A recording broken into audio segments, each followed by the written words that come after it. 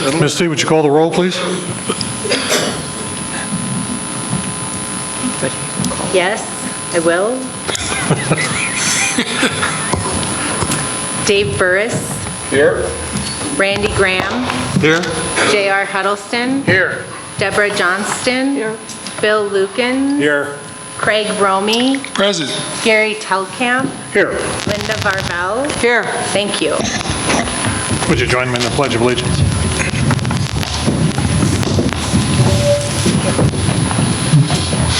I pledge allegiance to the flag of the United States of America and to the republic for which it stands, one nation, under God, indivisible, with liberty and justice for all.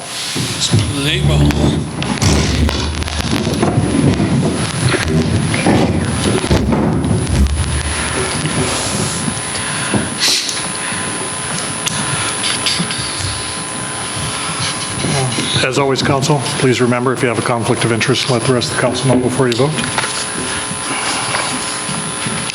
Can I get a motion to approve the agenda? Make a motion to approve the agenda as posted. Second. Discussion? All in favor? Aye. Opposed? The motion passes. Can I get a motion to approve the minutes from the February 2nd council meeting? I make a motion to approve the minutes from the February 2nd council meeting. Second. I think JR beat him. Yeah. Discussion? All in favor? Aye. Opposed? The motion passes.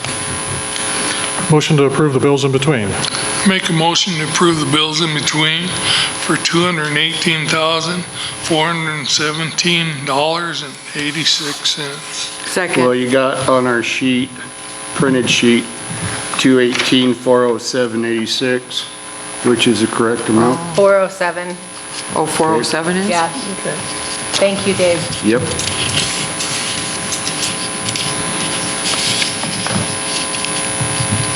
You want to amend your motion? Yeah. I'll amend my motion, And I'll second his amendment.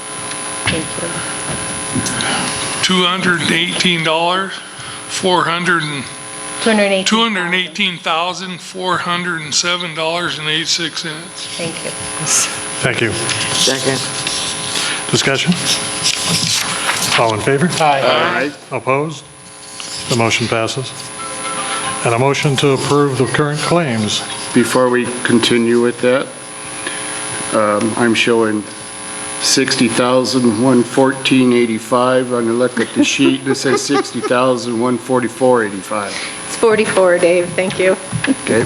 Oh, okay. I'll make a motion to approve current claims for $60,144.85. Second. Discussion? All in favor? Aye. Opposed? The motion passes. And a motion to approve the accounts payable. I make a motion to approve the accounts payable claims of $9,112.11. Second. I think Craig got him. I got Craig. Do you agree, Dave? Yeah, All right. you can have her. Discussion? Are you sure that's the right price? They match. All in favor? Aye. Opposed? The motion passes. On to communications from the public. Is there anyone that would like to address the council tonight? Come on down.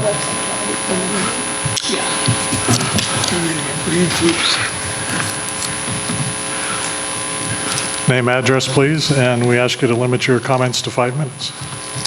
Sarah Peterson, 510 Jennings Avenue, Hot Springs.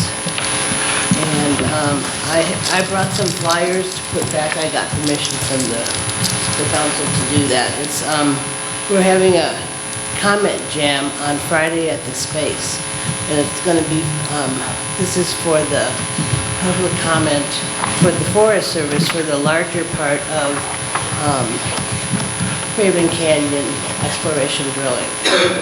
And we'll be having music and food, and it should be a fun time. And we're also having laptops for people that know how to work them and get them to the site, the Forest Service site. for your comment. And also on the back, we have talking points about some of the problems that have already occurred, with the proposal.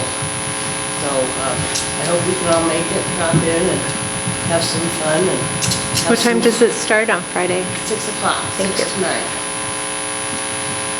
That's this Friday? this Friday.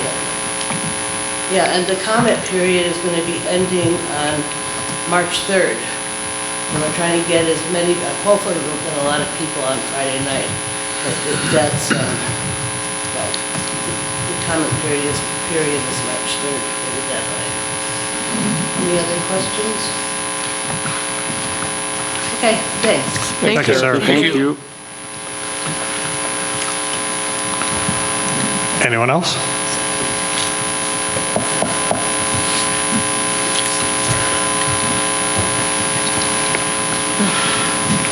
We're about 4 minutes away from our first public hearing. See that Chief Norton is with us.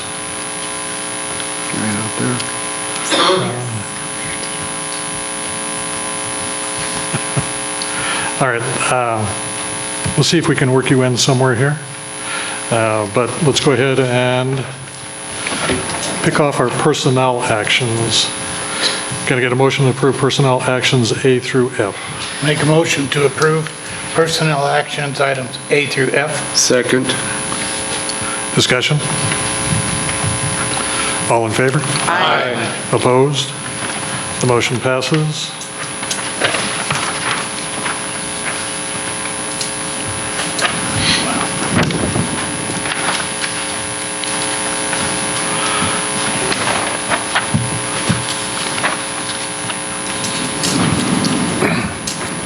Have a quiet moment of reflection. We got time for C?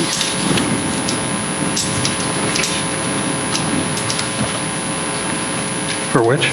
New business item C?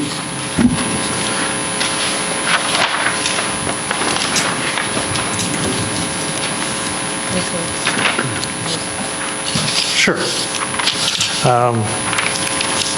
Bill's recommendation is to move on to new business item C. Can I get a motion to approve and authorize the mayor to sign the State of South Dakota Agreement for Community Wayfinding Sign Program? I'll make a motion to approve and authorize the mayor to sign the State of South Dakota Agreement for Community Wayfinding Sign Program between the Department of Transportation and the City of Hot Springs. Second. Second. Craig. Did you get Craig? Discussion? I'd like to thank Ariel for picking this up and kind of bringing it across the finish line for us.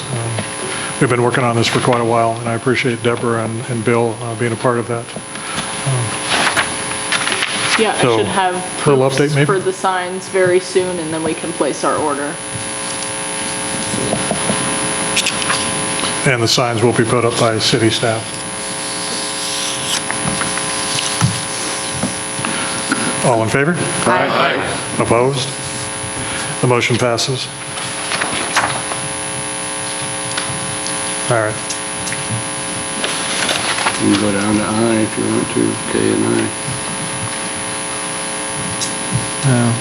We'll hang on. We're about a minute away.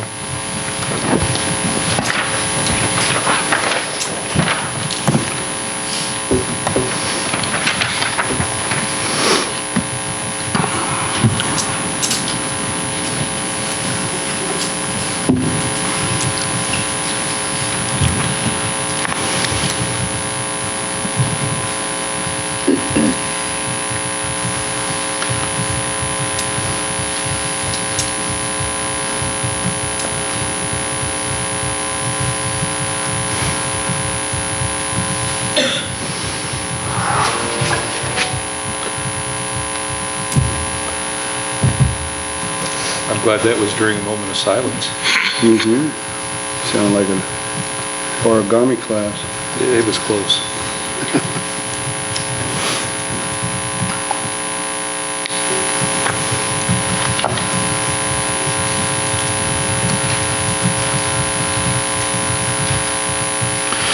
All right, go ahead and open our 5:40 PM public hearing. to discuss the proposed ordinance 1283, revising Title 15 Land Usage, Chapter 155 Zoning Code, 155.004, uses permitted on review, daycare facilities. Is there anybody from the public that would like to speak to that? Bill? If you could give an update? Yeah, several years ago, during a use permit on review, or at least after that use permit on review, we received some comments from the public of why we didn't question the daycare provider about any of their services, any background, anything like that, because the zoning code that we're talking about really only requires the provider to send out letters within 200 feet of their operation and essentially says, does anybody have a problem with a concern over increased parking or traffic? That was the limitation of our line of questioning. If not, hearing's closed, we vote, let's go. We had a concern that there was a mention of the state codified law that almost inferred that the city required daycare providers to follow the state law. That is only in the case if the daycare providers directly or indirectly receive state funding. If they do not have to follow the state law. So, trying to do the right thing, we generated an ordinance that essentially said if you want to have a daycare, you've got to inspect your facility, train your people, do a background check, essentially do everything the state would require. And of course, we're going to charge you a fee. You have to renew it annually, and we had minimal compliance for about a year, and it's like all the daycare providers left the face of Hot Springs. We struggled with enforcing that ordinance for 2 or 3 years. Had if you talk to people, two major concerns about growth or issues within any community is housing and child care. And it appeared that as we were trying to do something that would protect children, we were driving child care services either out of town or underground. We worked for 2 or 3 years trying to figure out how do we do this without driving them out of town. And then, as we were talking about it, our previous administrator gave us some insight that some of the more white-haired, mature people that, like me, that were working on it, had never considered. She said, you know, the parents that take kids to daycare says, we're all on a chat group, and if something goes wrong, we all know about it and we take care of it. We either address the issue with the provider or we pull our kids out. So what we were trying to do from an ordinance standpoint, the parents were doing much more effectively from a user standpoint. We talked with Chief Norton, and from what the police department could do, they were already doing, and so there was no benefit there. So it seemed to be one of those cases where less government intervention is better. So what's before us tonight is taking that ordinance back to where it was. If you want to have a daycare, you apply for a use permit on review. You send out If it's in a residential area. in a residential area. You check with your neighbors, and if they've got a concern, they let you know. We hear it. We make a decision based on traffic and parking issues. So it's maybe one of the few times that government's getting their finger out of your business. With that being said, kudos to the parents that are taking care of their families. It was a great intent. It cost us some money because every time we change an ordinance and it's published online, it costs us money. It's going to cost us money to fix it, but we learned a lesson, but we think it's the better way to do it. Does that sum up your memory? Yes, thank you, Bill. Anyone else on council have any questions, comments?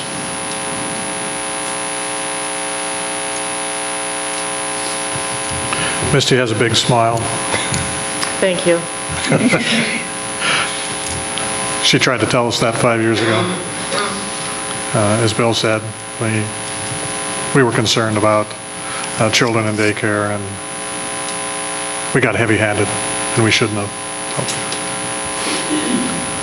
We do listen. It might take a while, but occasionally we listen. We try to visit reality occasionally.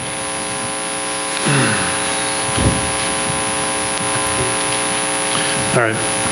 Hearing no other comments, I'd like to close the public hearing at 5:46.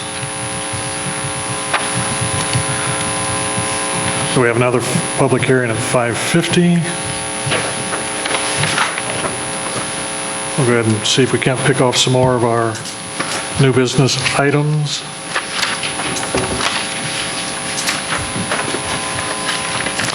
Let's try new business item D. Going to get a motion to approve and authorize the mayor to sign the designation of applicant agent form. I make a motion to approve and authorize the mayor to sign the designation of applicant agent form designating City Administrator Ariel Ellison to our application for federal financial assistance under the Disaster Relief Act or otherwise available from the President's Disaster Relief Fund for the Hot Brook Pumping Station and wastewater treatment plant generator projects. Second. Discussion? Ariel, is there anything you'd like to add? Nope, just standard. Yeah. So over the last year or so, the city has applied for grant funding for an emergency generator for the wastewater treatment plant and the Hot Brook pumping station. So that's what's at the heart of this one.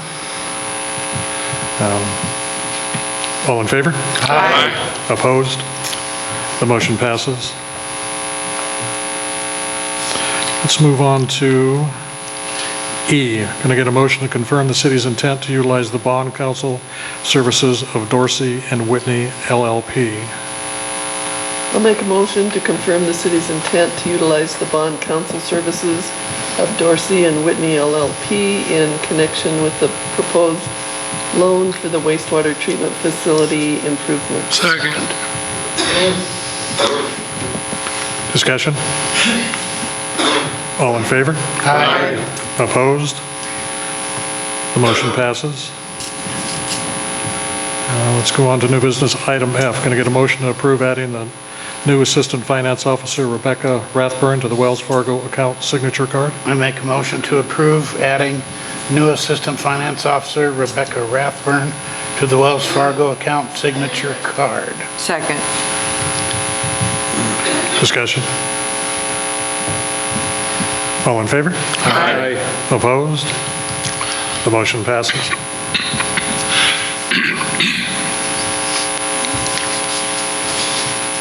And let's jump down to the business item I. Can I get a motion to approve a travel training request from water operators Pete Mills and Ted Harder? Make a motion to approve a travel training request for waste operators Pete Miles and Tad Harder to attend the Premier Pyrotechnics Shooter School in Flandreau, South Dakota, April 17th through April 19th. Second. Discussion? All in favor? Aye. Opposed? The motion passes.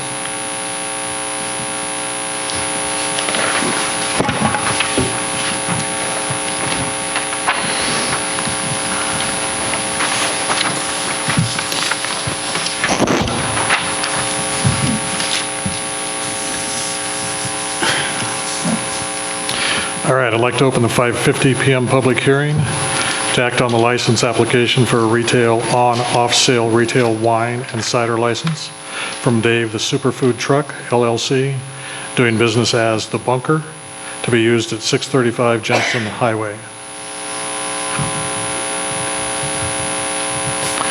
Is there anyone from Dave's here? Do you have anything you want to share with council or for the public? Everything is good. We're good. We're happy. All right. Come on, no public speaking for you. Does the public have any questions?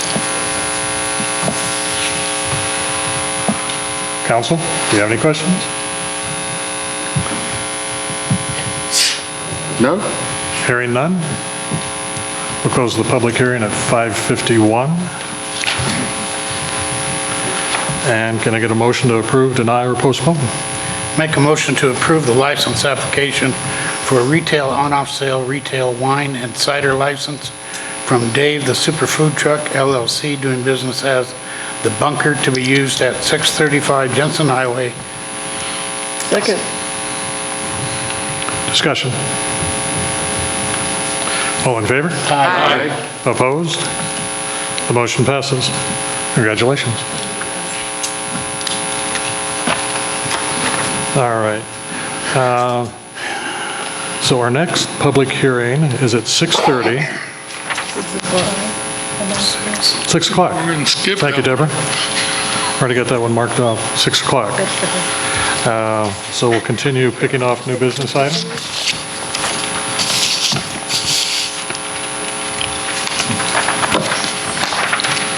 Go ahead and go back to, well, we'll continue down. Let's do new business item J. Can I get a motion to approve a travel training request from wastewater foreman Jason Carell?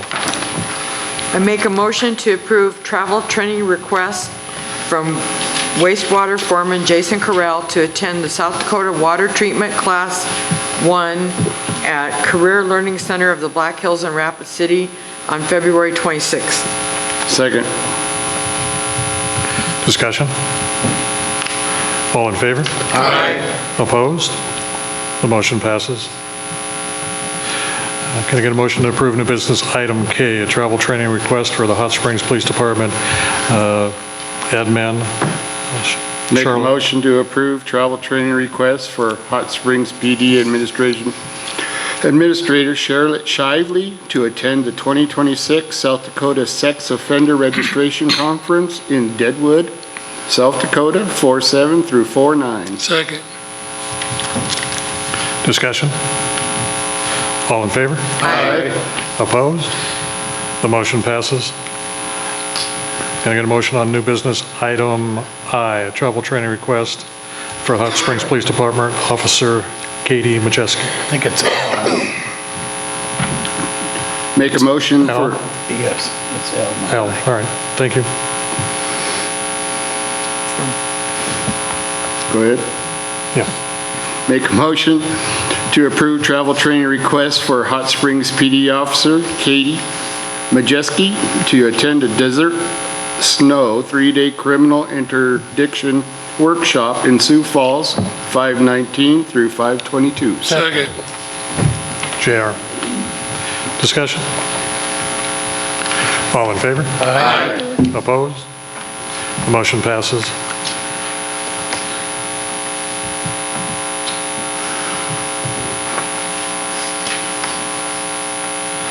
All right, let's go ahead and do new business item H. Can I get a motion to approve an automatic budget supplement of $19,793.10 to additional sales tax fund? Make a motion to approve an automatic budget supplement of $19,793.10 to the additional sales tax fund, airport improvements 212-21200-45420 for construction of the AWAS 3 project, reimbursement revenue received from AIP grant funding number 3-46-0020-19-2025, reimbursement number 5. Second. JR got him. Discussion? Is that a full reimbursement?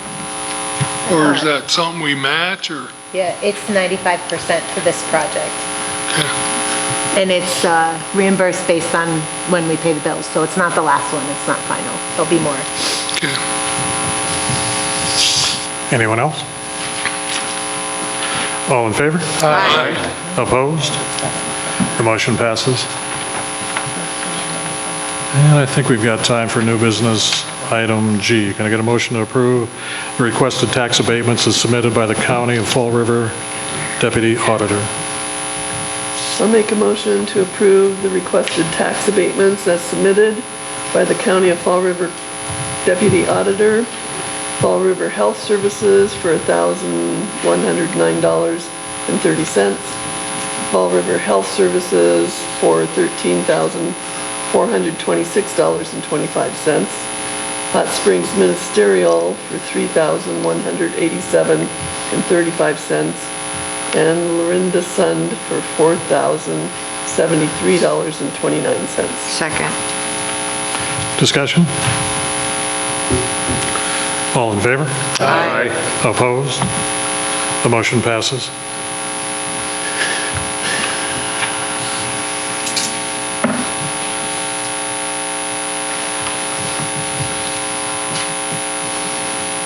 Let's go to Resolution A. Can I get a motion to approve Resolution 2026-8? Make a motion to approve Resolution 2026-8, a resolution appointing Finance Officer Misty Summers Walton and City Administrator Ariel Allison as applicant agents for the Hazard Mitigation Grant Program, HMGP. Second. Chair. Discussion? I would just note that this resolution in the first paragraph lists the Hot Springs wastewater treatment plant and the Brooks booster pump generators, and we're going to change that before we sign it to Hot Brook Pumping Station, which is the correct name for the facility that's applying for the grant. So, Just distinction of description. Just a distinction of description. yeah. Anyone else? All in favor? Aye. Opposed? The motion passes.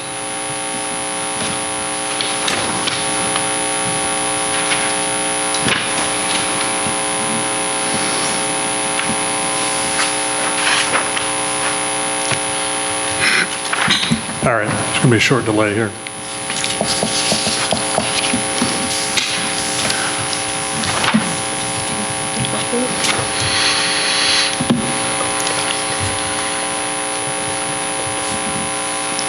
We could do the first ordinance because we had the public hearing on daycare.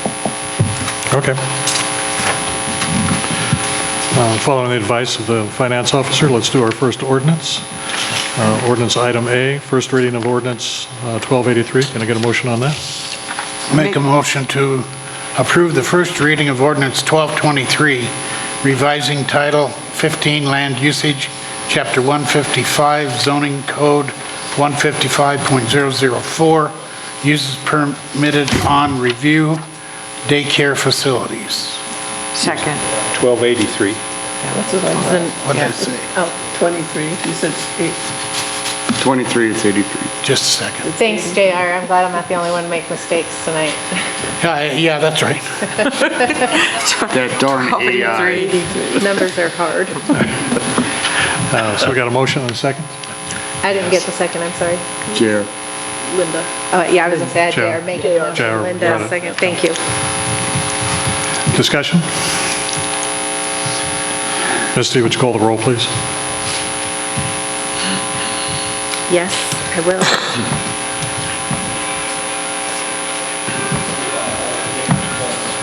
Randy Graham.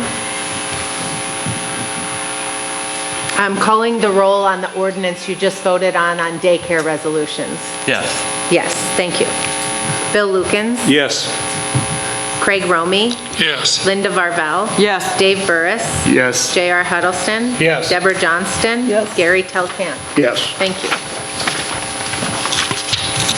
The motion passes. 6 o'clock. Now we go back. All right. I'd like to open the 6 p.m. public hearing. Discuss proposed ordinance 1285, revising Title 15 Land Usage, Chapter 155 Zoning Code, 155.032F, creating a planned unit development titled PUD Number 3, Cascade Hills Subdivision.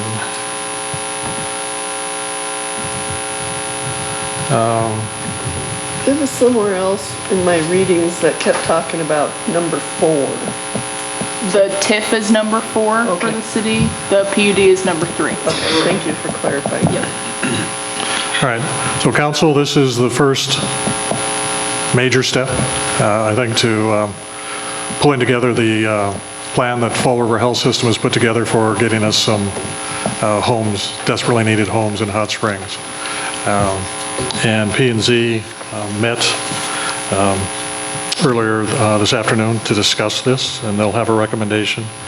But Fall River Health, is there anything you'd like to say to the council or the public related to this?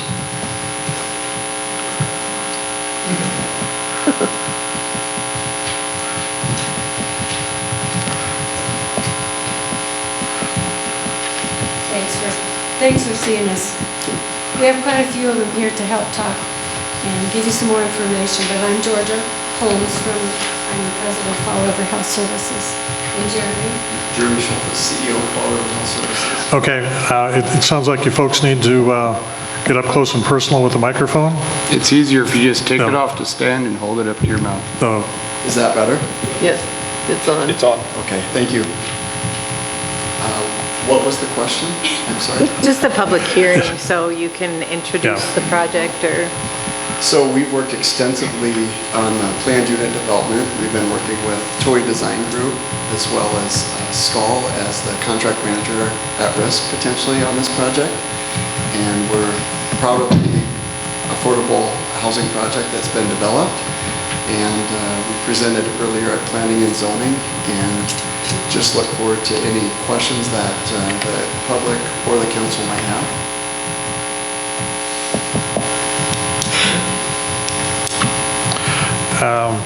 Maybe we should see. Am I remembering correctly, Tom? With Mike, I apologize. I had to apologize to Quinn earlier. I'm terrible with names until I repeat them a number of times, but Mike is with the design firm for the housing. So if you just like to, update council a little bit on what you put together. So my name's Mike Toohey. I'm with Toohey Design Group. The parcel is just over a 10-acre parcel. We first met with Jeremy and his group back in March of last year. We did a couple of design layouts in probably November, December. We finally came up with the latest one that's got the 24 row houses. There's, I lost count.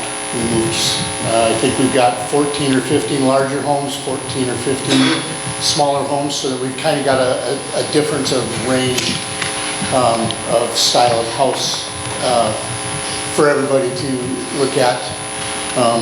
The idea is that as we continue to move forward, we're hoping with everybody's blessing here tonight and over the next couple weeks that we can break ground sometime the end of April and hopefully be building houses in October of this year.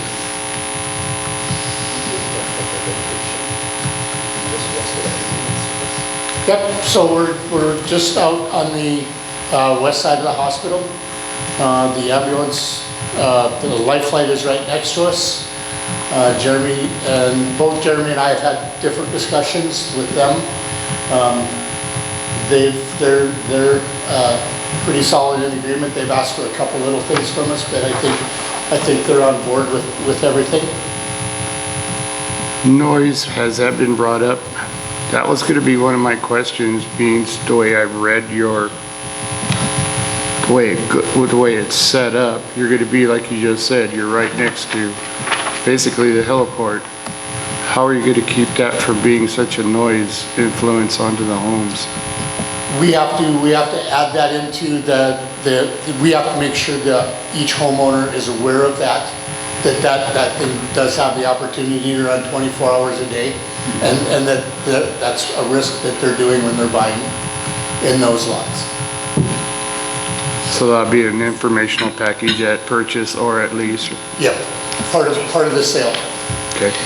This could be really noisy in a house right there. I live on 4th Street. When they come into town at 3, 4 in the morning, I hear it when they fly over. So if they're landing right by those houses, it's gonna be noisy. So my office is at the southern end of Ellsworth Air Force Base. Yeah, good luck with that. I'm used to that one. You'll get, Yeah, eventually. it happens, you'll get used to it. I mean, we just, as long as they know that they're buying that and that the builders are taking that into consideration, I think we'll be all right. It really is a understanding of the situation, because the way our town is laid out, when that helicopter approaches or leaves, everybody in town is aware that someone's had an unfortunate event. Yeah.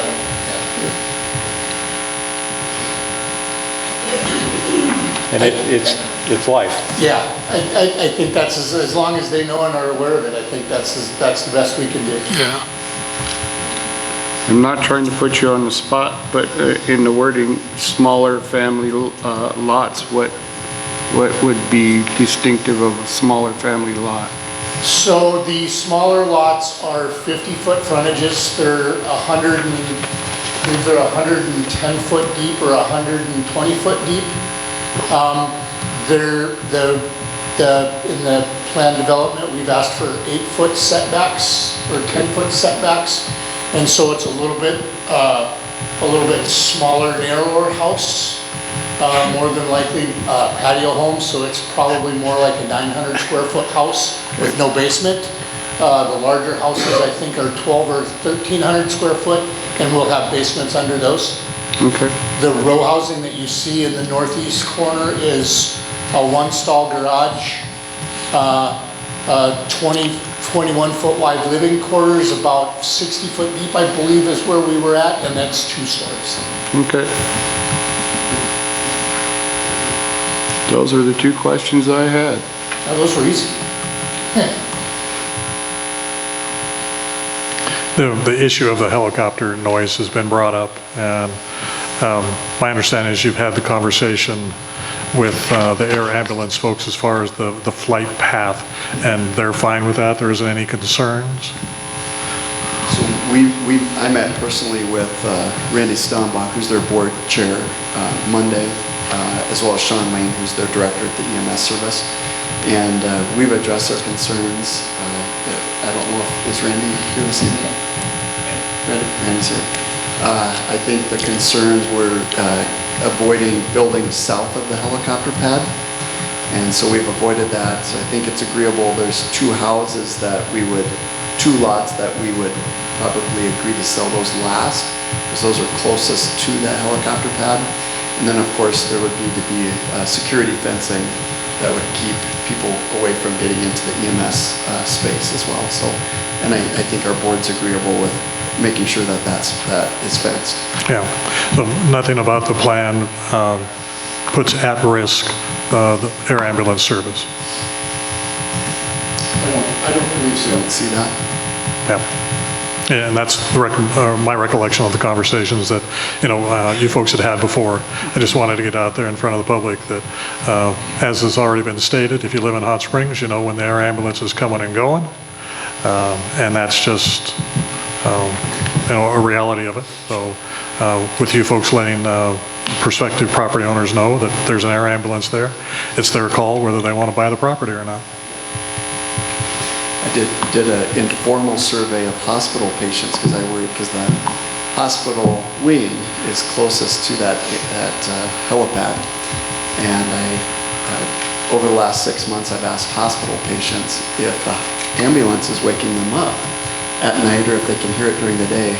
And I've not had any negative feedback, which surprised me, because they're very, very close to that helicopter pad. All right. And I just kind of think, to let people understand that this is a PUD, which allows you to have variances from the regular ordinances of setbacks and the rules and regs of how much you put onto a lot and stuff. So it allows you to fit it into the parcel, 51 houses into the parcel of 10 point whatever acres. So you needed a PUD so that you could do that. The lots are smaller. Yes, so just so people understand why we're doing a PUD versus you just building on what we've got on the books already. Correct. Quinn?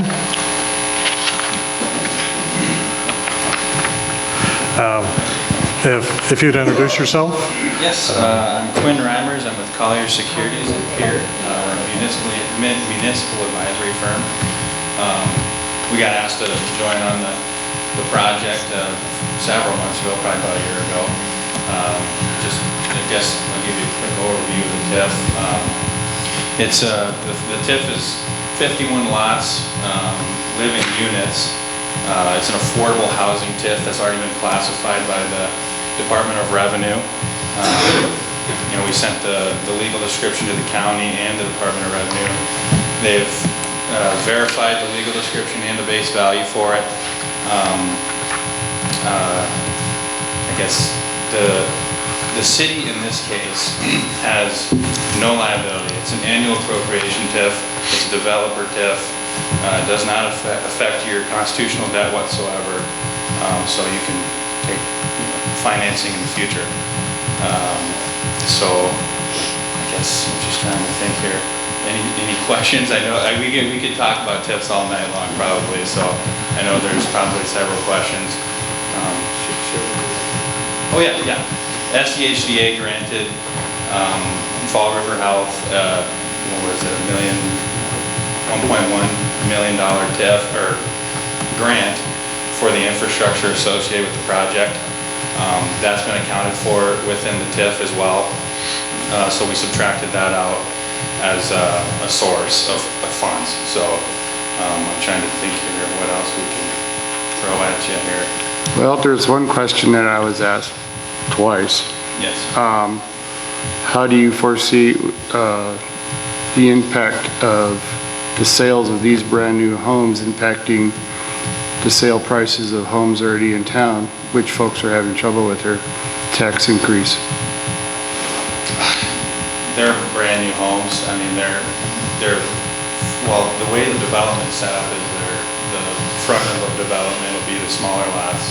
Right. And the back will be the larger lots. The brand new homes, naturally, they're going to have a higher price tag or assessment. I can't speak to what that might affect to the actual current homes that are in town. I don't see that being a huge issue whatsoever, diminishing any property value to current homeowners. Not to be sarcastic or sly, but it is a consideration for those, otherwise they wouldn't ask that question. And not about diminishing, probably more about increasing. Increasing their valuations? Yeah. And then their tax Along liabilities. with an increase of the valuation of your home is also going to be an increase in the amount of taxes when we have folks in this community that are actually considering selling their homes because they live on fixed incomes and the taxes have gone up enough that it's impacting their livelihood. So what would you say to those who have that concern? Well, your additional homes are going to bring additional property taxes to the city. So it shouldn't, your mill levy on an annual basis is going to go down, and that's trending all across the state. Your mill levy naturally goes down. So your valuation might go up, and then of course legislation as of this year, it's a real possibility they're going to maybe lower the property tax issue on people across the state. So for current homeowners, it may be an increase in property tax, it might not. I don't see it being a huge increase whatsoever. It's just these new homes, this TIF is strictly these new homes within the district itself. It'll increase the value of those homes in the area. It's not going to be the whole city for certain. That's not going to have any bearing here.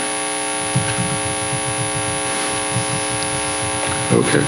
And I want to clarify to the council that tonight you're approving the PUD. You have the draft resolution for the TIF as info only. That will be on the next agenda to approve the TIF.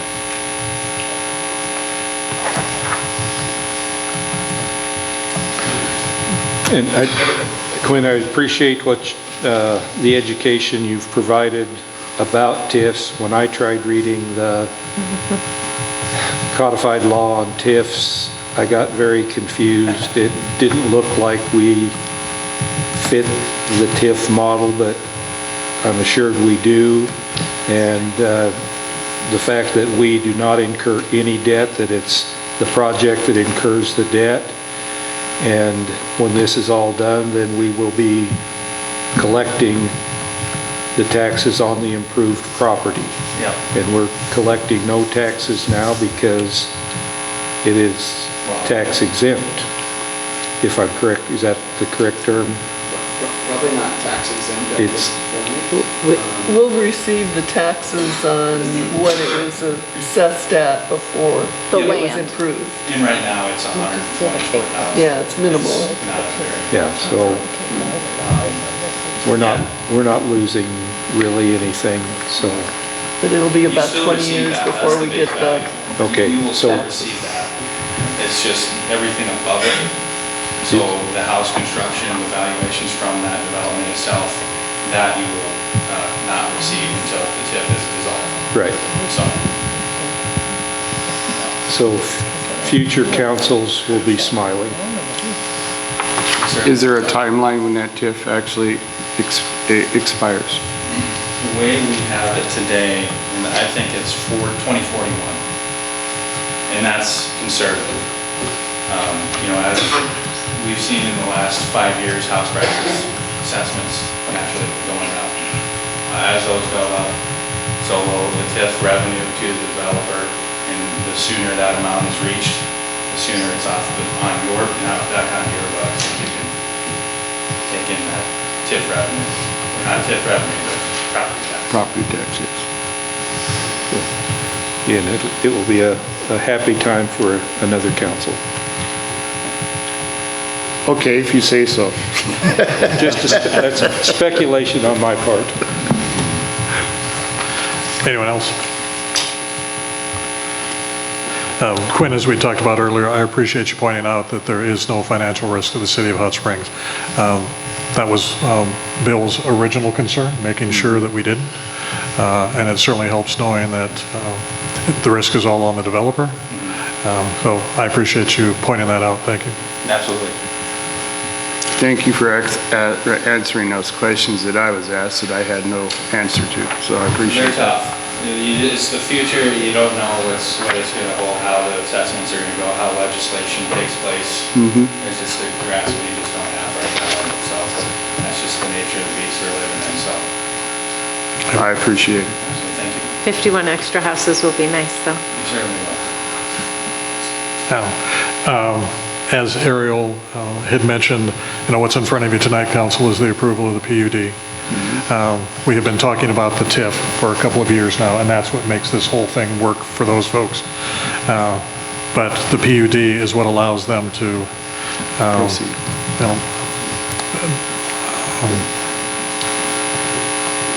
split the lots up or work the lots to make it practical so that you can put enough structures in there to make it financially feasible to do this. So that's what you'll be asked to approve tonight is the PUD. Then, as Ariel said, the actual TIF itself, that will come in front of you the next council meeting to approve that. So I'm optimistic, hopeful that will happen so that Fall River Health can begin breaking ground and getting the infrastructure in and getting some homes built out there. Anyone else from the public have anything they want to say?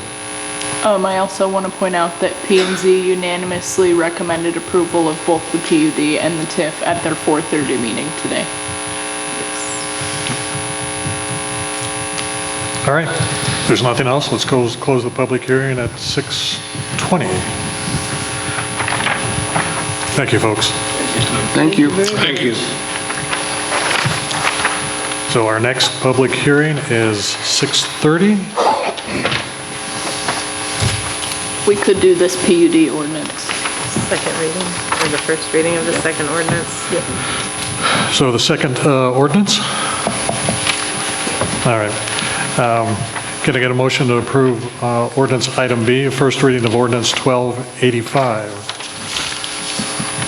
I'll make a motion to approve first reading ordinance 1285, revising Title 15 Land Usage, Chapter 155 Zoning Code, 155.032F, creating a planned unit development titled PUD Number 3, Cascade Hills Subdivision. Second. Discussion? Misty, would you call the roll, please? Bill Lukens. Yes. Linda Varvel. Yes. Dave Burris. Yes. Deborah Johnston. Yes. Craig Romy. Yes. Gary Telkamp. Yes. J.R. Huddleston. Yes. Randy Graham. Yes. Thank you. The motion passes. Over the first hurdle. Let's see, let's move on. I think we've got enough time to discuss new business item B. Can I get a motion to approve adding 40 cents to all full-time, top of scale, and hourly wages? Make a motion. Go ahead. Make a motion to approve adding a 40 cents to all full-time, top of scale, and hourly wages effective 2/18/26. Second. Discussion? This was kicked around at Admin Finance. What is Admin Finance recommending? Admin Finance recommends we go forward. Any questions? I just want to say I appreciate the information that both the Finance Office and City Administrator provided. It gave me personally the information I needed to dig deeper and make my personal decision, so thank you both for that information. Of course. Just thank you. It was very, very helpful. Thank you for reading it. You're welcome. And this will be discussed more in depth at the next budget hearings at the end of July, I'm sure. Yes. Yeah, and that's... Yep. Anyone else? I agree, Deb. And I want to thank Misty for answering my questions today. Anytime. All right. All in favor? Aye. Opposed? The motion passes. Council, I want to thank you on behalf of the employees and myself. This is a good thing you're doing. So I appreciate it. I'm confident they'll appreciate it. And in Admin Finance, we talked about addressing this, whoever council is, in July. There may be a significant change, but it's important for the new council to have this discussion for the 2027 budget. Did We've made that everybody commitment. read what the state of South Dakota says is a comfortable wage for employees in South Dakota? But You should read that. It's Wait, very interesting. Is it new? Where did that come from? What article is that? I got it on the computer, I don't remember. Share it. Share it with Well, me, I I'll share got it. I didn't bring the paperwork with me, it's on my table. it's probably a lot more than what they're getting, Or a lot less. A lot less. a lot less. Oh, Yeah. really? I'm I beg surprised. to differ, but Yeah, yeah. Our employees should be happy.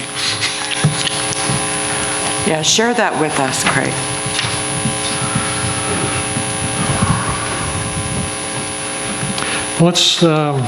We'll start out on new business item A because it's discussion only. If we need to take a pause for 6:30 public hearing, we can do that. But new business item A is a discussion only. Request of council to individually or as a whole make public comments on the October Jinx exploratory drilling project potentially taking place in Fall River County. Public comments accepted to Black Hills National Forest, Hell Canyon Ranger District until March 3rd.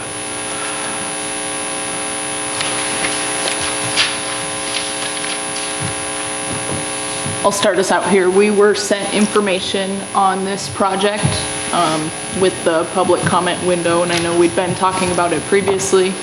So I wanted to give you guys the opportunity to decide whether we, as a whole council, make public comment, you know, like one letter that you all want to sign, or if you'd like to individually make public comments about the project. I guess my personal opinion is if we sent a common opinion, that would almost take a council action, and therefore would need to come out of a council meeting, which we would therefore need a special council meeting to do.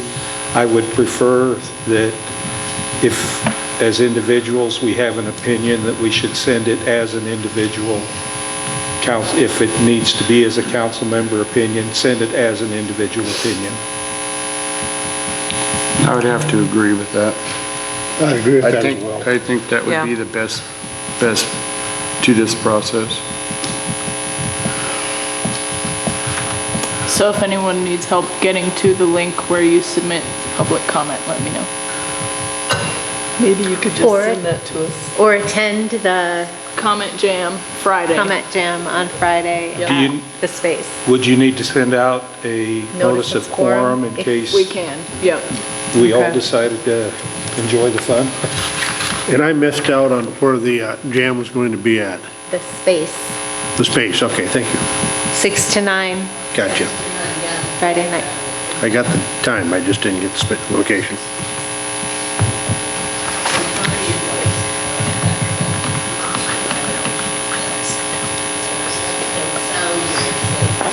You could come up to the mic. Ma'am, to be honest with didn't you, hear you. we're catching about every other verb You could possibly. come to the mic. If you want to state something, you should come up.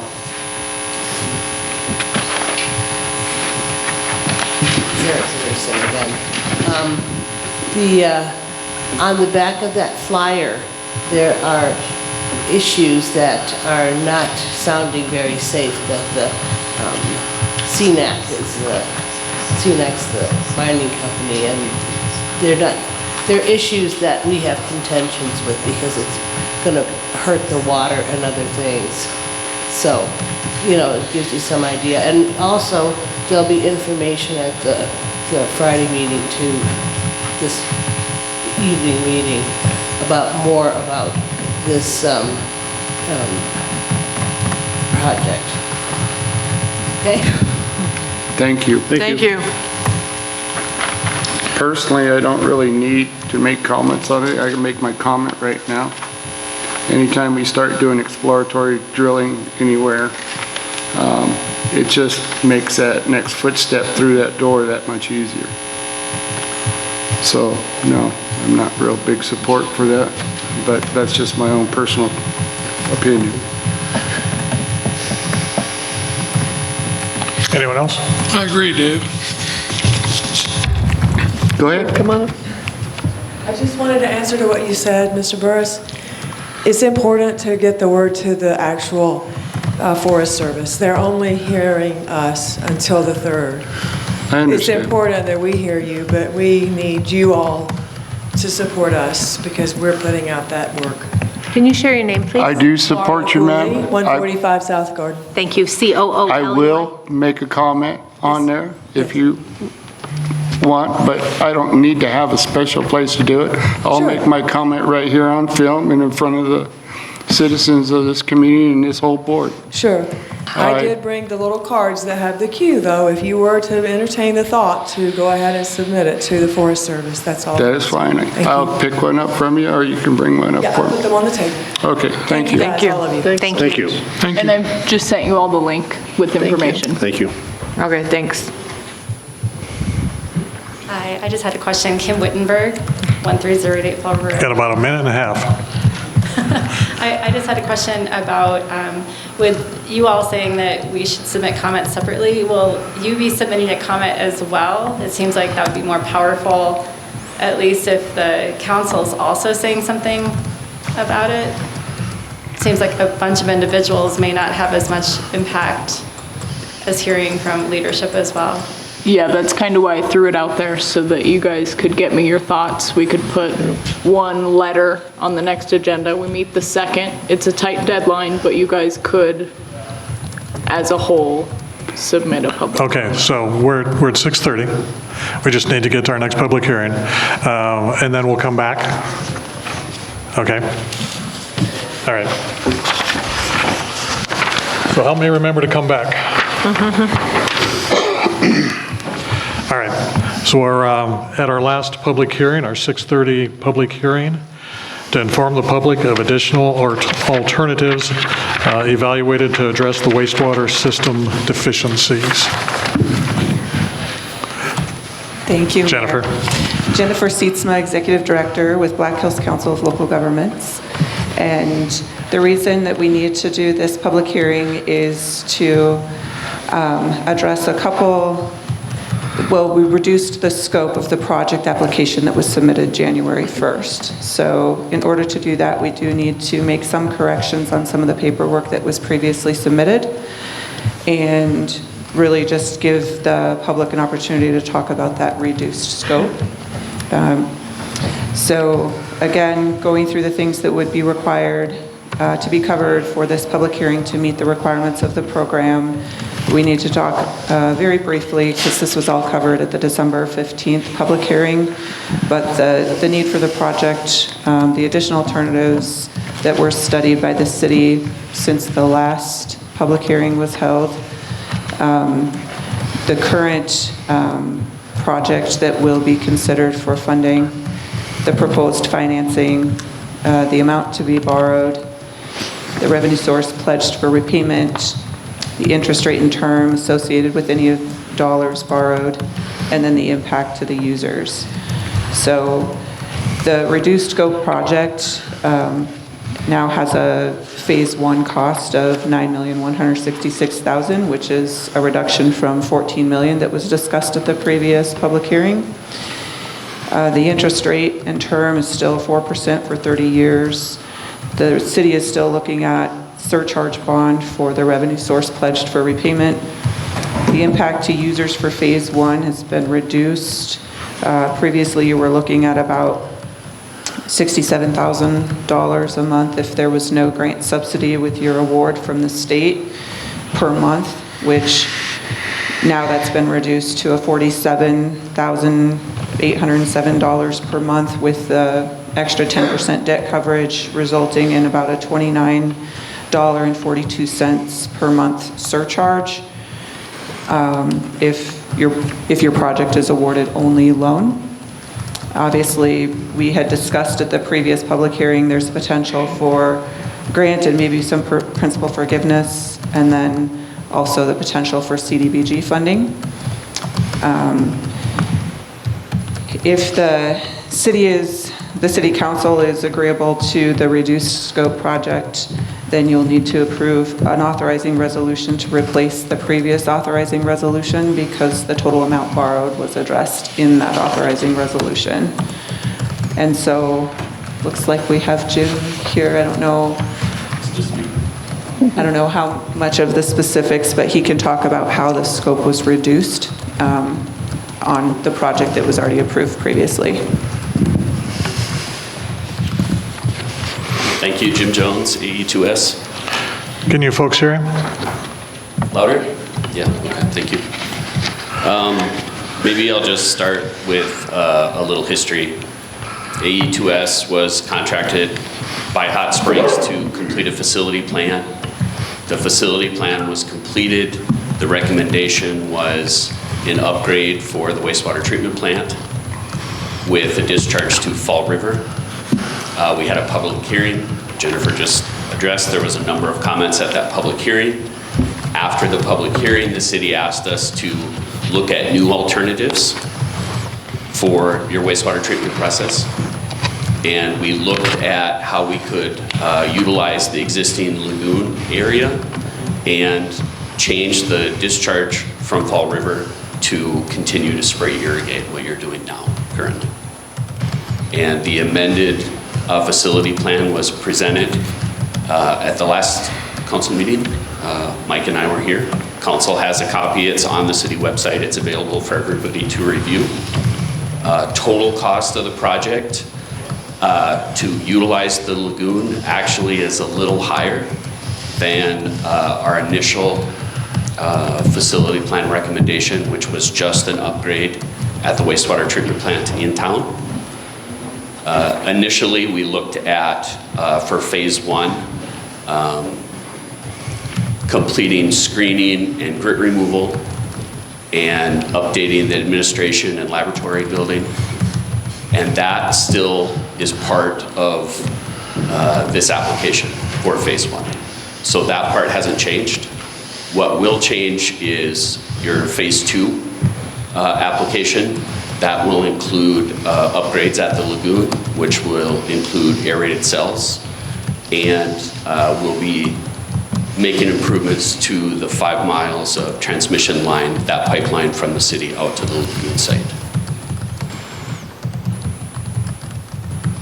Yes, I can take specific questions on the facility plan amendment. Yeah, can you go ahead and expand on the upgrade to the transmission lines? Yeah, there's roughly 14,000 feet of pipe that was put in the ground in the 80s.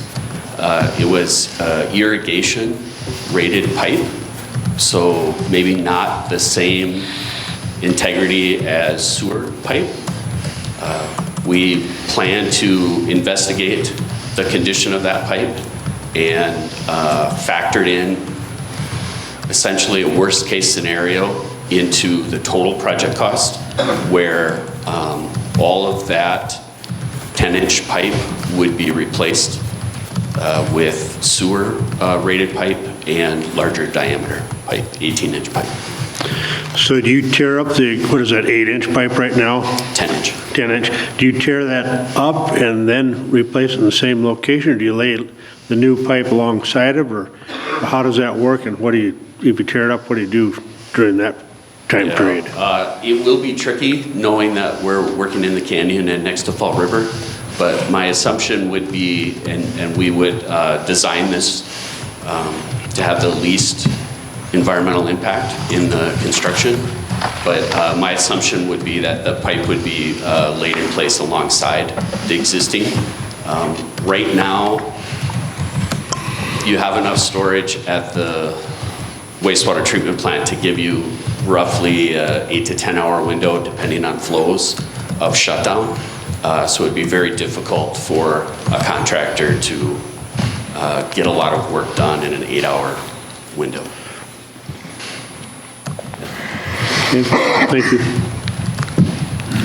Can you explain how we're required to look for the least, the most cost efficient, and how this one being a little bit more expensive may be that option for our? Sure. So when you request funds from the state, the SRF system, the state will ask as part of the facility plan to see, well, what is the most economical choice for the city? And we looked at 20 and 30-year life cycle, including operation and maintenance.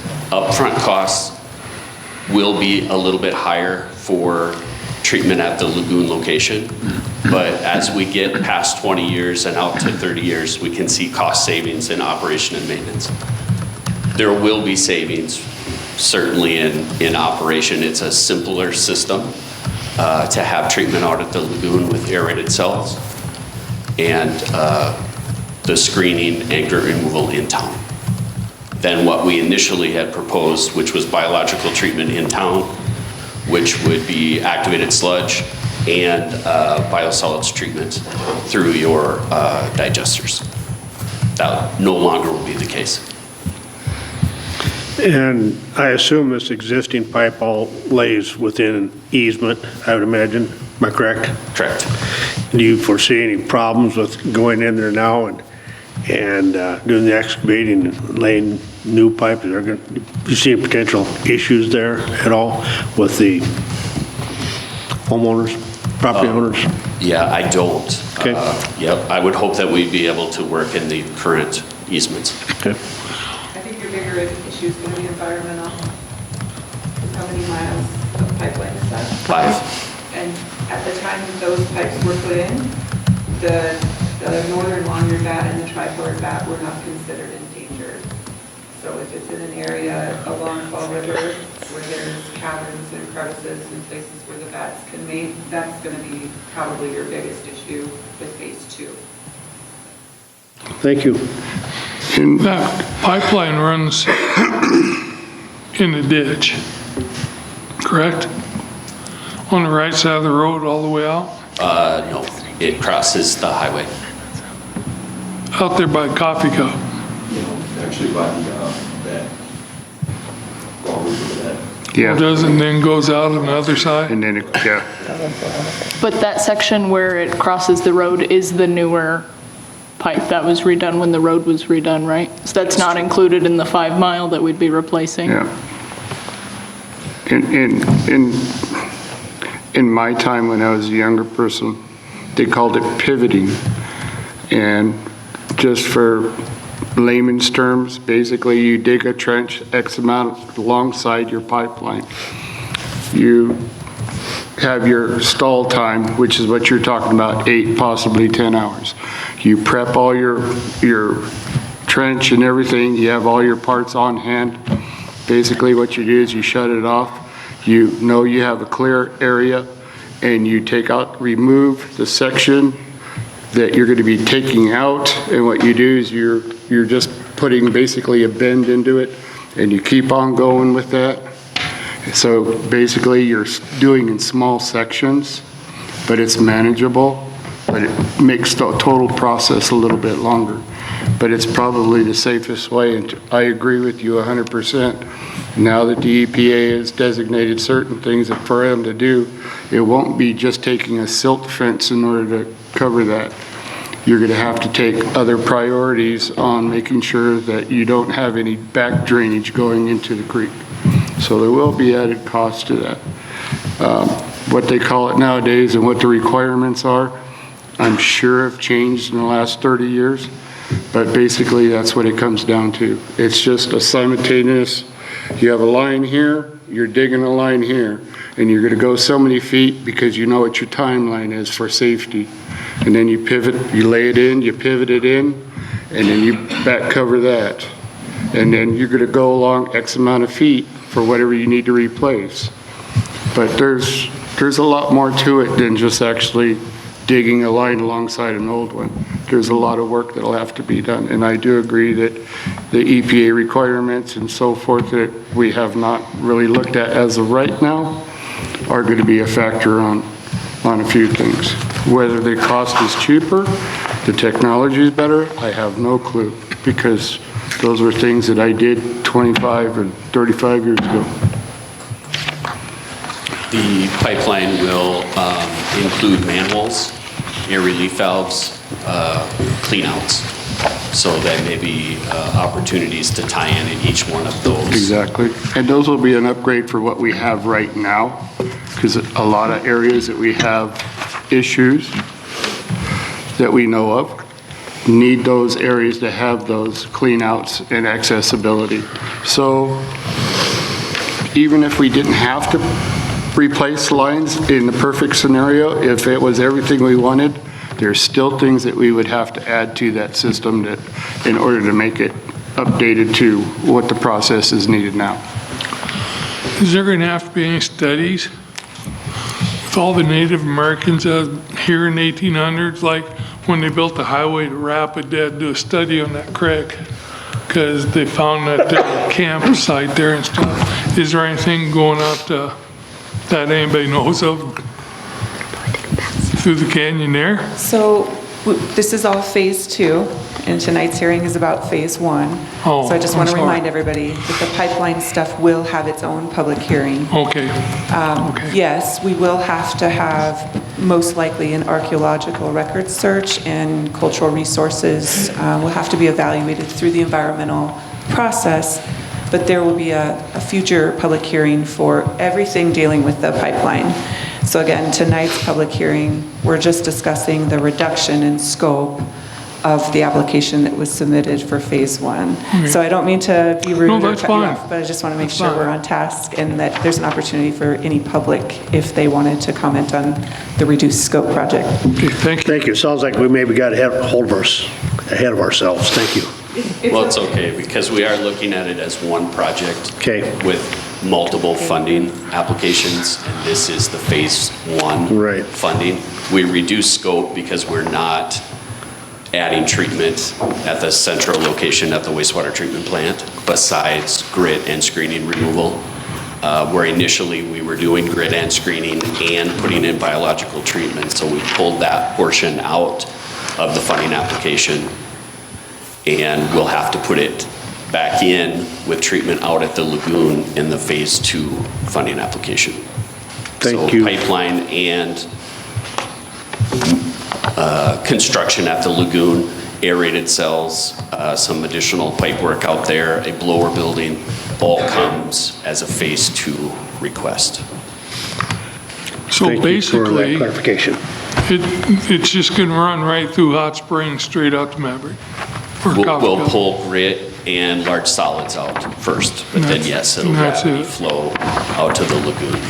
For further treatment, it's aerated and biological at the lagoon. It'll be new cells, smaller than the lagoon reservoirs currently, but critical to meeting the permit.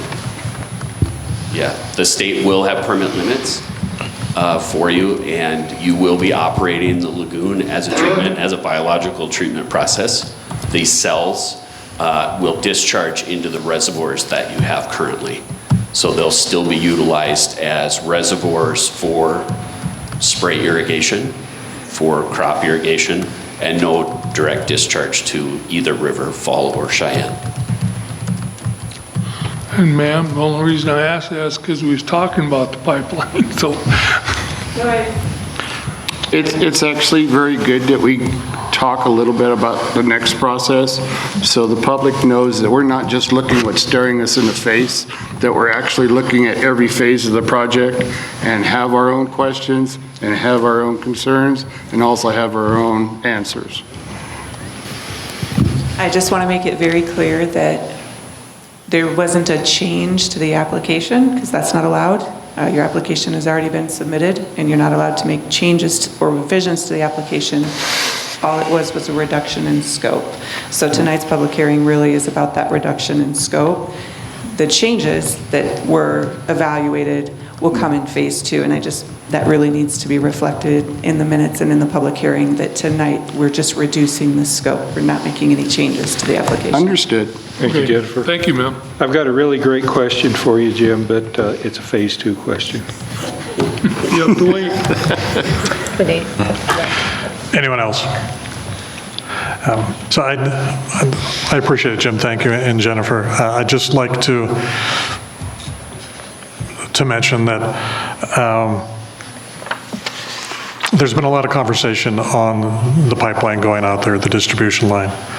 And as we had talked about, what's significant in this new proposal is that there'll be new headworks and there'll be new processing out of the plant, or out of the lagoons. But what's going to be moving down that line is much more concentrated sewage than what's going down it now. And that's down a 40-year-old line that wouldn't meet today's design standards for the pipe itself. So we could say, well, we can save a few bucks by not replacing that line. That's not the prudent thing to do, because if it fails, it is now going to have concentrated sewage in it versus what is going out there now. And to address that 5, 10, 15 years down the road, when you've replaced the front end and you've replaced the back end of it and you have done nothing with the distribution line. In my opinion, that is not a prudent decision to make today and put on a future council to deal with what happens when that line fails. Given its years and the material it's made of, it is going to fail at some point if those old lines aren't replaced. So focusing on what might have to happen with the line, that's That's what's necessary in this particular one that's in front of you now. That's in stage 2. Well, the ponds that are out if you're approving this, you're approving stage 2. You're just delaying the discussion for a future council. So the ponds that are out there will still be utilized, but we're going to build other collectors? 2 cells. And what is a cell? A cell is a lined tank, essentially. Okay. It'll be built earthen and not concrete, and then layered most likely with plastic as a liner. And then we'll have aeration equipment in one of the cells, which are diffusers. So that cell will have raw wastewater placed in it, and it will be aerated. We'll supply oxygen to it. We'll let bacteria thrive in that cell and break down waste. They'll break down the BOD and the TSS. And then it will transfer to the second cell, which is also earthen built, plastic lined, and solids will settle out in that cell. So it'll have a clarifying role, and then it will gravity discharge into the upper cell, where it again any stray solids can settle out, and then it will transfer gravity into the lower cell, where it is considered ready for spray irrigation, treated. So is there going to be a smell that Coffee Cup will be complaining about? No. Okay.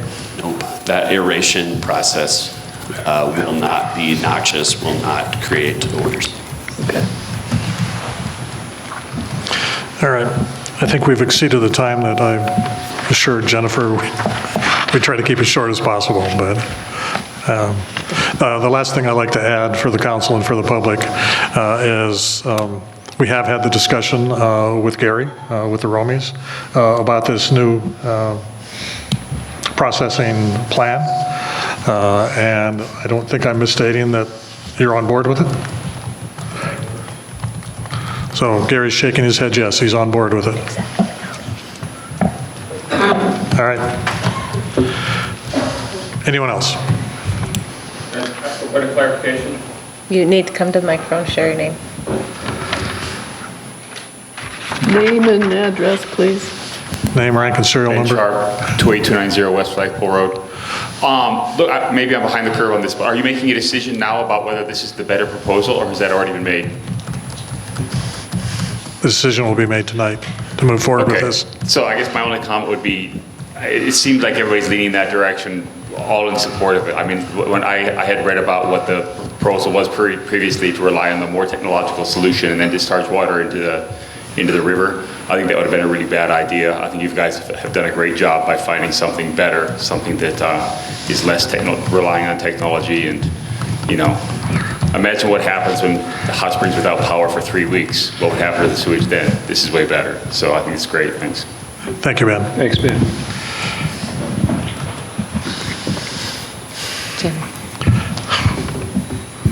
Hi, Kim Whitberg again, 13088. I just had a question, and it is phase 2. Just a quick question. Will there be locators in the line? Just thinking about, okay.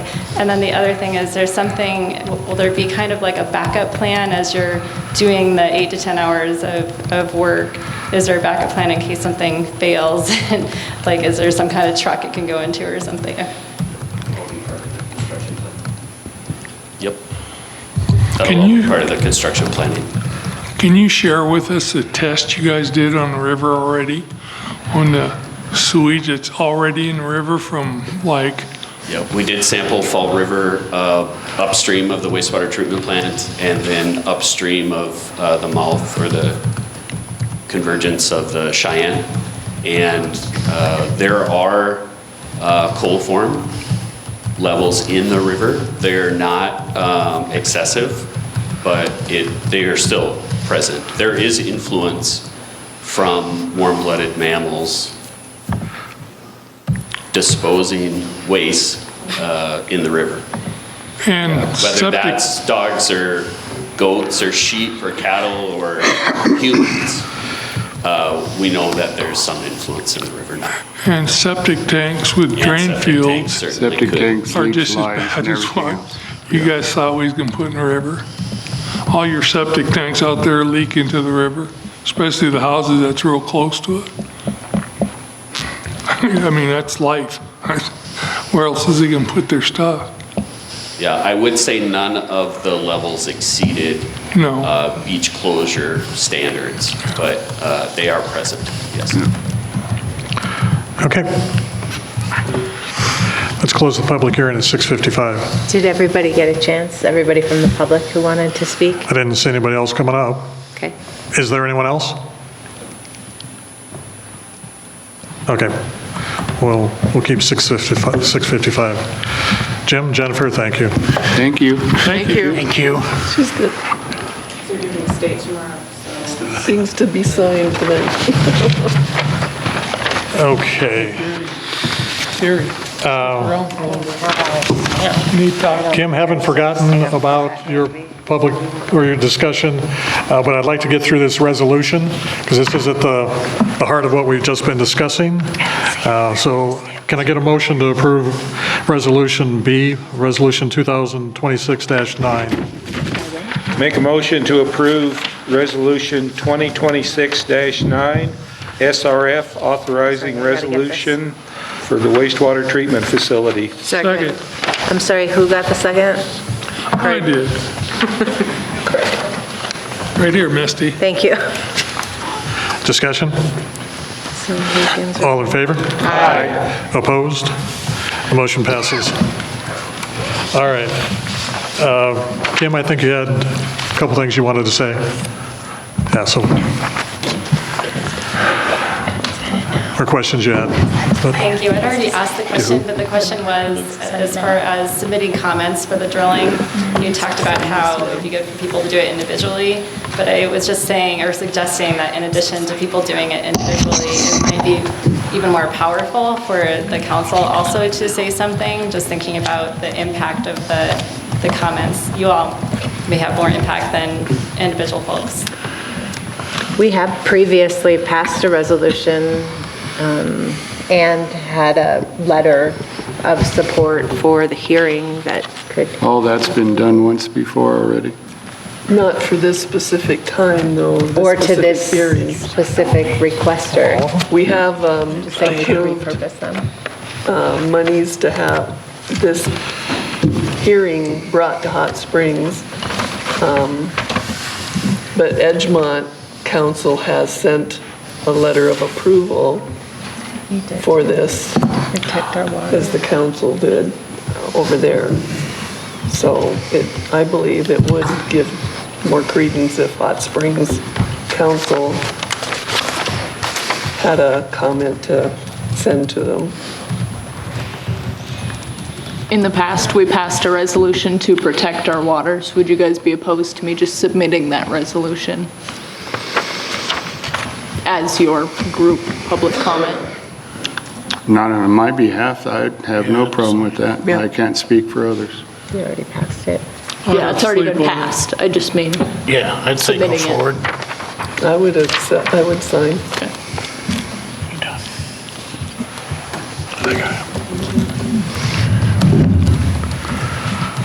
Just sort of a point of clarification, Ben Sharp again. We're talking about two separate issues in the sense that the resolution or the motion that was already approved to provide money to move a uranium hearing to Hot Springs, that's with specific regard to the state process, which is, going ahead with the state, and there's a hearing on Thursday. But what is being talked about now is the deadline for submission on a Forest Service process for the same company to expand their exploration in about 3 different locations. So it's a much bigger project. It's going to be further down the track because it's Forest Service, not just the state. But so there's 2 separate processes happening. I would be in support of what Kim said. I think we would have a lot more power if you guys would collectively, or at least as a quorum, submit something to the Forest Service in opposition to the greatly expanded uranium exploration that they're proposing. It's separate from the state, but it's about 5 times as much area if they get it through. They're planning on the whole western half of the county, if you look at their maps. So just to let you know that it's a separate process, and I think the separate submission, because it's going to a separate place, to the Forest Service, it is important, and certainly putting your weight behind it as a city council instead of individuals would have more weight. And also remind them that the citizens of this county have already spoken, and the Minerals Board think that they can run over top of us, but remind them of that referendum that we've already passed. Thanks. I think we have a responsibility based off of, number one, he just mentioned that 2 years ago, the majority of Fall River population voted that uranium mining be categorized as a nuisance.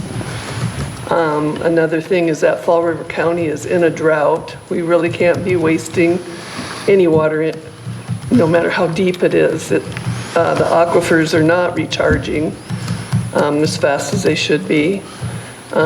These are a foreign entity. We don't need to be having foreigners come into our country and take our resources. It's adjacent to the, is it Craighorn or Clayhorn? Craven, thank you. I never get that right. Craven Canyon petroglyphs, which are just over the ridge from that. And I've hiked down to Craven Canyon, and previous drilling holes were not filled. So you just can't trust that they're going to do the job right once they've gotten what they want. So those are all just solid premises for Hot Springs to protect what is ours. Thank you.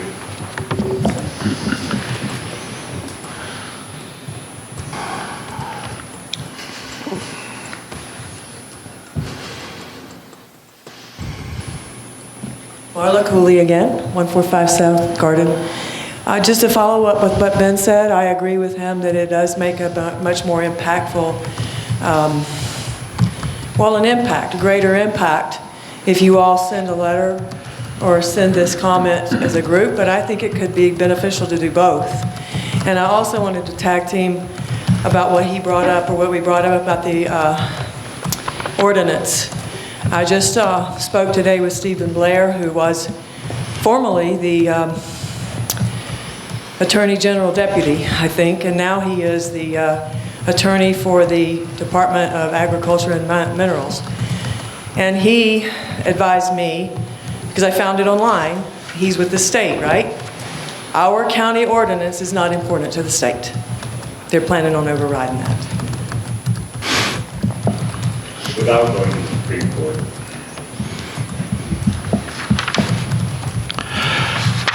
All right. I'd like to address Dave Burris. I sent a letter to you, an email to you asking, I was moved by what you were saying about why you had to leave California because of the mining, and you moved here. And I asked you to, I don't know if you guys can even do this or not as city council people, if you could write letters to the editor. Can you do something like that? Anybody can write a letter to the editor. What you asked me was to talk about uranium, and you're the one that left that message. Yeah. I think most everybody here knows that I've asked who it was that asked me to write that article, but I think you misunderstood. I was talking about chemicals. Chemicals, but uranium falls in the same line as chemicals as far as I'm concerned. It's a chemical. I know we're going through a drought. I understand that, but once you open that dust up and it's wherever after they're drilling, and to touch on what Deb said, no, you cannot trust them to seal the holes. They will sit there and lie to your face and lie to Congress that they will do that, and they don't. And so to me, you have a flash flood come through, or just a bad rain. And now you've spread that anywhere from 40 to 200 feet. And it'll sit there in that ground, and it'll start to leach in, and then you're gonna have another storm. And it's gonna spread another 40 to 200 feet. So that's why I made the comment, as soon as you open that door and you take that one step, The second step is that much easier. So I give kudos to any of you and all of you who actually take personal interest in this and do what you do on a personal basis. But I make it no bones that I was in the chemical business. I was in industrial agriculture. That's what my family does. But we make our living off the land, and you only make a living off the land by taking care of the land. And so the thing is I want you to understand, I don't know anything about uranium, but everybody in this room is not a scientist, but we could all agree on the fact that we don't want that stuff laying around and spreading throughout the hills. So I make no bones about the fact of how I feel about that. Proper use of anything is good, but excessive use and the not caring of people who don't live in that area is what becomes your problem. And let's be honest, like Deb said, these are foreigners. They can give a darn whether or not we get sick from it, or if the land gets scarred by it, or in the worst case scenario, somebody ends up getting killed by it for whatever reason. But the thing is once you open that door and you step through it, there is no going back. And so the reason why I didn't call you, so you know, is the fact that I don't know nothing about uranium. I know about chemicals. And the fact of the matter is, in my mind, they fall in line with each other. Yeah, but uranium is a chemical. It's an element that's radioactive. Yep. And there are large amounts of water that are also needed to do this exploration drilling. And, you know, like you said, there's not, we don't have, we're bone dry now. And that water becomes contaminated as soon as it hits the uranium strata. And all the aquifers out there are all communicating. That's why we have springs. You get the springs when the aquifers communicate and the different pressures are going on. And, you know, it's all the aquifers that are in danger out there right now. Well, if they do the exploration drilling. And like Ben said, these are two separate permits for exploration mining.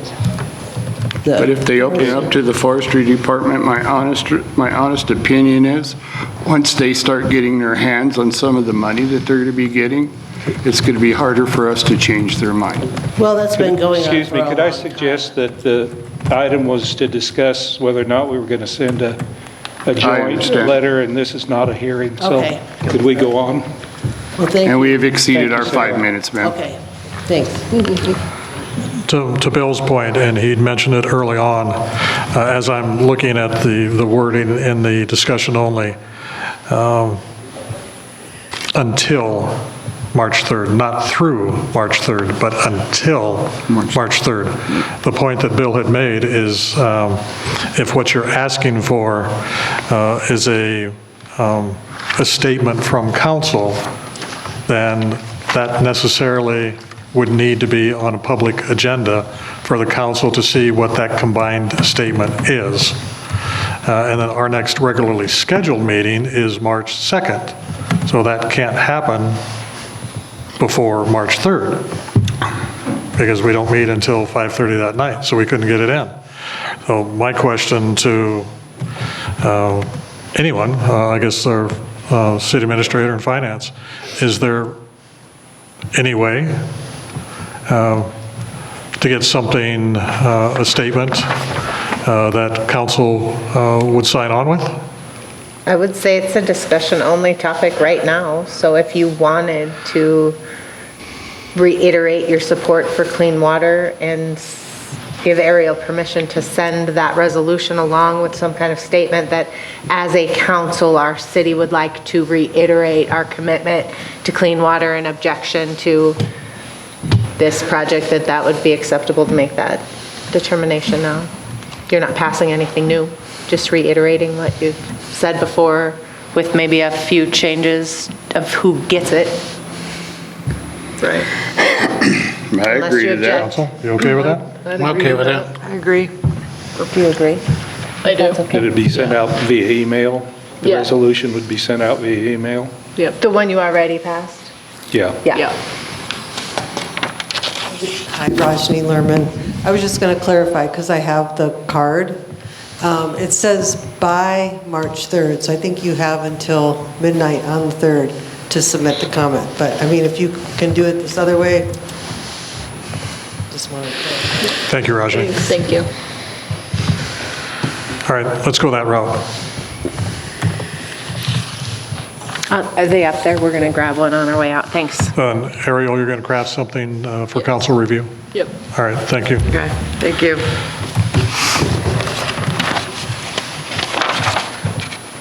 Do we need to have? We need to hear from the chief now? Yeah. From Ross. So what I'm going to do is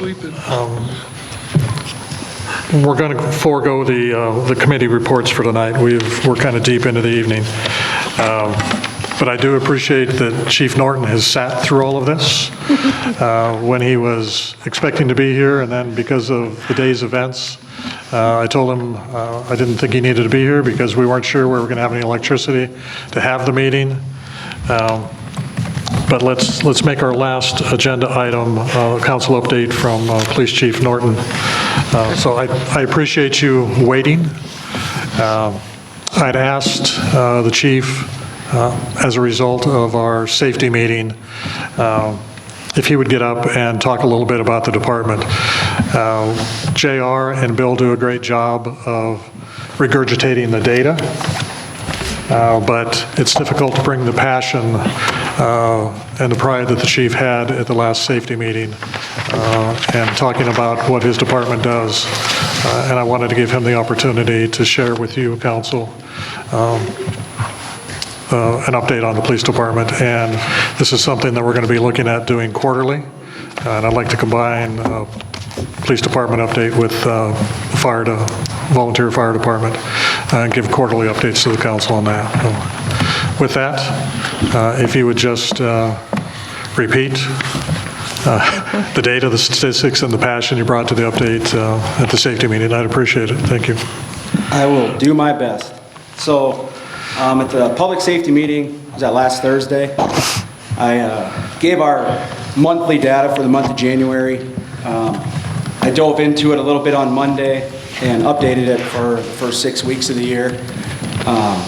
And just to back up a little bit, we had a Public Works meeting in January where there was some discussion about lack of enforcement with some city ordinances, and I kind of took it personally.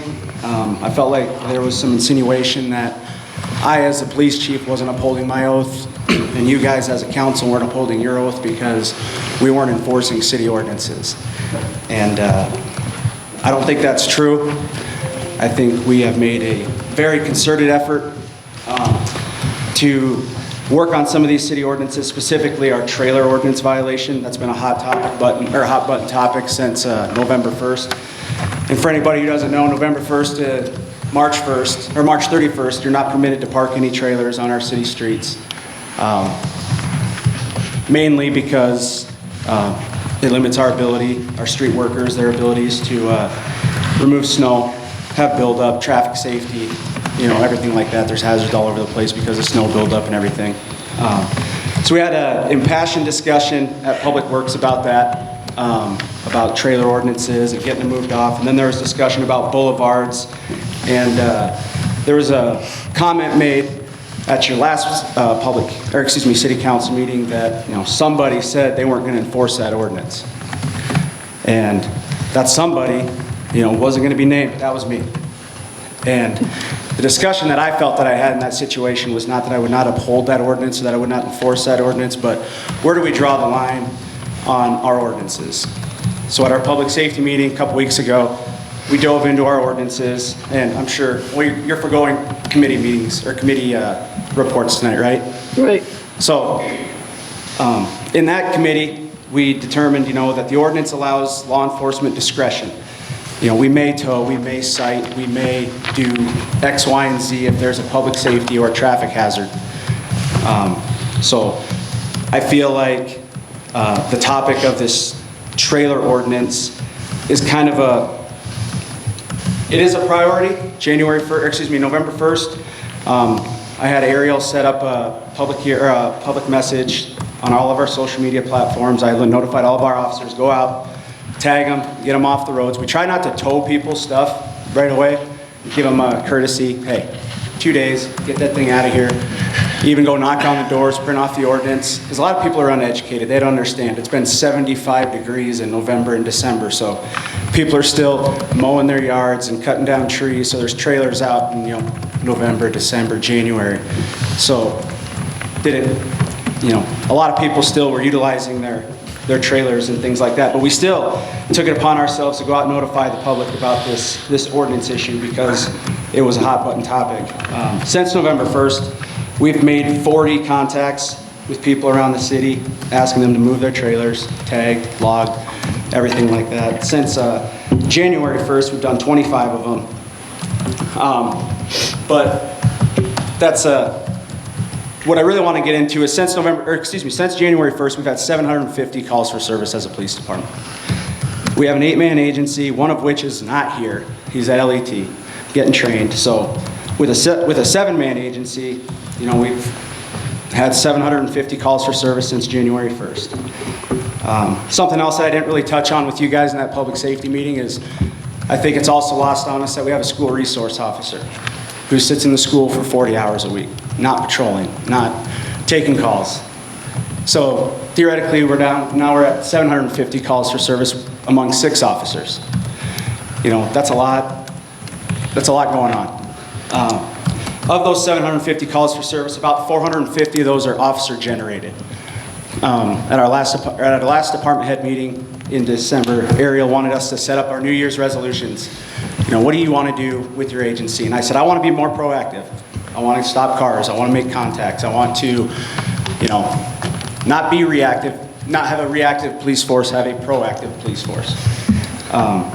In 6 weeks, we've had 150-ish, I think it's 147 traffic stops, and 175 extra patrols.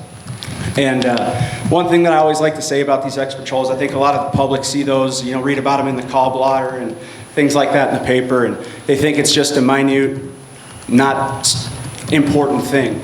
But one thing I really want to stress to the public is every single one of those extra patrols comes at the request of a person within our community. They're fearful for speed, or suspicious people, or drug activity, or whatever, traffic hazards.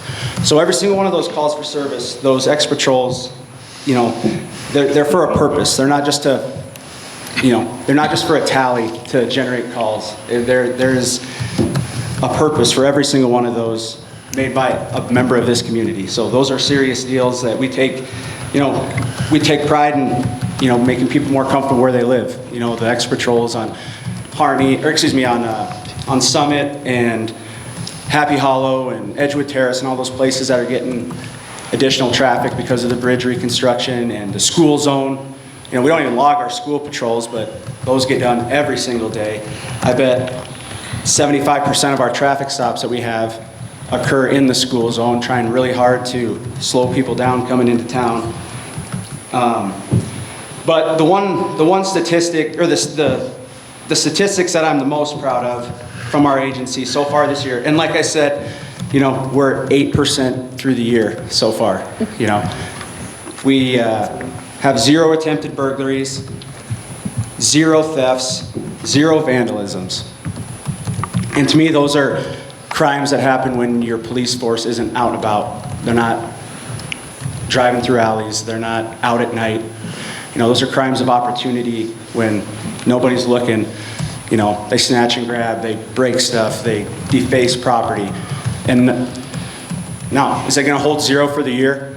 I'd love to say yes, but all likelihood no. But I'm really proud of those statistics. And if we want to harp on Joe Blow's trailer being parked 8 feet into the grass, off the road, off the pavement, not a traffic hazard, I'll deal with those questions, I'll deal with those arguments, because the statistics that we're putting up so far this year, they're as good as I've ever seen them. So, I've got a lot of stuff jotted down here, but that's the basic gist of it. We're working hard, we're down a guy, and it's only gonna get better. March 3rd, he graduates from the academy, and as you all know, a 22-year-old kid coming home from LET is you'll be getting calls because he's doing too much, not because he's not doing enough. So that's my update. One statistic that you talked about that I thought was interesting is how one domestic dispute can result in Lord knows how many calls? Yeah, so 2 weeks ago, that was 28. One domestic violence call generated 28 calls for service. Since today, 2 weeks since that meeting, it's up to 51. What? From that same call? From that same call. Our office has responded to the same residents involving the same people 51 times. That did occur in December, but since December, our police department a single call has generated 51 calls for service. Every officer, with the exception of Ryan, because he's been at the academy, has responded. We have at least 60 hours involved in one single call. So, you see these stats and there's continuations. Well, that would be one of those deals where, domestic violence is one, continuations, there's 50 of them because people can't get along. I guess I need to see this ordinance where it's up to the discretion of somebody to uphold it or not. I've never seen an ordinance that says that. Well, I know we're not doing... I mean, you don't have to right now. Well, I'll just... Let's do. Somebody can send me the ordinance because I've never seen one. Guess you need to read them and see if they say shall or may. One This one word says makes may. a difference, and this one says may. You want me to go ahead and They may read? do this. Yes. Okay, in response to that, Craig, I'll just read, that was the one new business item we had. The Safety Committee accepted the review of Title VII, Chapter 70.07 and 70.08 regarding parking at the request of Public Works. Along with a full committee discussion, a member of the public was present to provide input and concerns regarding enforcement of the ordinance along a portion of 4th Street. After a review of the wording and extensive discussion, the committee has the following findings. Regarding paragraphs 70.08L and 70.09E, the ordinance states that if the conditions of the paragraph are met, the vehicle may be towed, and therefore, in the judgment of the officer, does not have to be towed. Regarding 70.07B2, prohibiting vehicles and trailers from being parked or stored between the back of the curb and the adjacent property line along any substantially improved street. Paragraph B references 70.06F, which deals with emerging from an alley. This seems to infer that the prohibition of parking or storing vehicles or trailers on boulevards of substantially improved streets is to ensure a clear line of sight so that vehicles may safely emerge from an alley. Therefore, if no obstruction within a reasonable distance, such as 15 feet, exists, or the trailer is not of sufficient height to obstruct the view, no violation would exist. 70.07B2 is applicable for only substantially improved roads. No definition exists in our ordinance for a substantially improved road, but when searching for a definition by others, it is a paved road with curbs and gutters. Given that American Legal, the host of our ordinances, would likely use a similar definition, the committee utilized it in their assessment. In summary, the committee is of the opinion that it is up to the discretion of the combined opinion of the police department and street superintendent as to when a vehicle must be towed for snow removal purposes, and that the language of may in the ordinance provides this discretion. Additionally, regarding the parking and storing of vehicles or trailers on boulevards, the same discretion may be applied if, in the opinion of the officer, no public safety hazard exists regarding emergency services access to a structure, fire hydrant, or utility isolation point, or if there is not a hazard created regarding emerging from an alley or street. Well, I agree. It says the boulevard, if it's may be towed, but the ordinance states that from a certain time of year to a certain time of year, it's not on the street and it's not in the boulevard. I never said it had to be towed. It just ain't supposed to be there. But the result of it being there is it may be towed. It doesn't have to be towed. Well, no, but it has to be moved. No. It's part of the ordinance. We looked at I it. already asked her to take the damn thing off the books because nobody wants to enforce it. Everybody wants to argue about this. It can be enforced if it needs to be enforced. If you take it off the books, you can't enforce it. Well, that's good We're enough for me. taking I'm a tired of reasonable- arguing about stuff. Well, you were tired of arguing about it. You gave it to public safety. This is our I didn't opinion. give it This to is where we're public going. safety. Well, the chairman of the committee did. We took it. This is our opinion. In our opinion, end of discussion. Yeah, right. That concludes half of my public safety report. Does council have any questions for Chief Norton? I had no idea that one call for something like that would result in that many calls. That was very eye-opening. I appreciated your report. Of course. And by the way, Chief Norton, I can name almost everybody on here that some time or another does not abide by the ordinances. And I could name names, but I ain't going to. I could name times and everything, but I ain't going to. Put me on the list. I don't have to be named. I shovel snow out into the street. Write her a I feel ticket. guilty every time I do it, but there's nowhere else I can put it. And putting my name on the list bumps up against, I'll use my own words, I have no ethics or morals because I've taken an oath to uphold all the ordinances of the city of Hot Springs. And if I don't uphold them to the letter of the ordinance, I shouldn't be taking the oath. I disagree with that interpretation, but it is out there. I don't think anybody in this room or in this community is perfect, but I will tell you one thing straight to your face. I will support you and your police department 100% for all the things that you do for our community. I appreciate And I that. feel I got people from my family moving here because they see the community that I lived in, and that's what they've been wanting for years, and they're coming. My only problem is, now I'm going to have a whole bunch of family living in the same town.